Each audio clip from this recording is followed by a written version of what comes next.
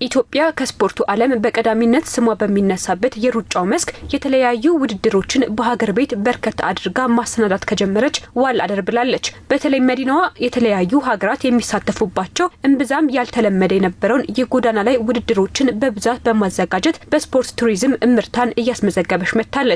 ይህ መሆኑ ከተማዋን ከማስተዋወቅ ጀምሮ ተተኪ አትሌቶችን በማፍራት ረገድ ፋይዳው የጎላ ነው ይላሉ ከኤኤምኤን ጋር ቆይታ ያደረጉት የኢትዮጵያ አትሌቲክስ ፌዴሬሽን ፕሬዝዳንት ኮማንደር ስለሺ ስህን ባለፈው ሳምንትም እዚሁ ቦታ ላይ የኢትዮጵያ ታምርት የሚባል ትልቅ ውድድር ተዘጋጅቶ ነበር። የ10 ኪሎ ሜትር በጣም እሱም ወደ 500 ምናምን ሺህ ብር የነበረው ሽልማት ነው።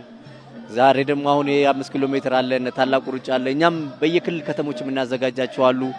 እነኚህ ሁሉ ውድድሮች ለአትሌቶቻችን የውድድር አማራጭ ሆኖ ነው የሚቀሩት፣ በገቢም በውድድር እድልም ማለት ነው።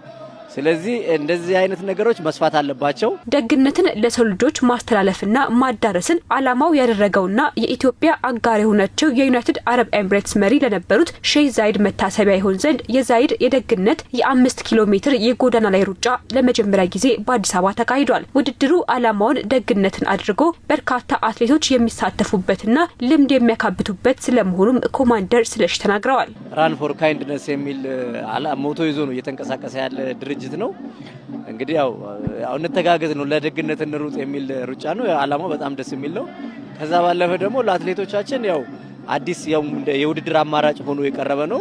ለመጀመሪያ ጊዜ ያው በትልቅ ደረጃ በሪከርድ በሚባል ደረጃ ነው በ600 ሺህ ብር ለአሸናፊ ሸልሞ ይሄ ውድድር ያው ትልልቅ አትሌቶች ተሳታፊ የሆኑበት ውድድር ነውና ለአትሌቶቻችን ያው ትልቅ የውድድር አማራጭ በጥቅምም በጥራትም እና ሆኖ የቀረበ ነውና ይሄ በጣም ትልቅ ነገር ነው ማለት ነው። አዲስ አበባ የቤታቸው ያህል እንዲሰማቸው በመልካም እንዳስተናገደቻቸው የጎዳና ላይ ውድድሩም በስኬት መጠናቀቁ እንዳስደሰታቸው የገለጹት የዛይድ በጎ አድራጎት ሩጫ አዘጋጅ ኮሚቴ ሰብሳቢ ሌተናል ጀነራል መሐመድ ሂላል አልካቢ ናቸው። መልሰው መምጣታቸው እንደማይቀርም እወቁት ብለዋል። We feel at home because we love Addis Ababa, we love Ethiopian. So the charity or marathon ቤታችን ያለን ያክል ነው የተሰማን። ምክንያቱም ኢትዮጵያን አዲስ አበባን እንወዳታለን። ውድድሩ ስኬታማ ነበር። ጥሩ ሰዎች፣ ጥሩ ውድድር ነው ያሳለፍነው። በተደጋጋሚ ልንደግመው የምንፈልገው ነው። ትላንትና የህፃናት ሆስፒታልን ጎብኝተናል። ጥሩ ነበር። የቀይ መስቀል ማህበራችን በዚሁ ጉዳይ ከሆስፒታሉ ጋር ተነጋግሯል። እንደ ፈጣሪ ፈቃድ ድጋፋችንን እናደርጋለን። Our Red Cross they discuss with them and they will take care of it.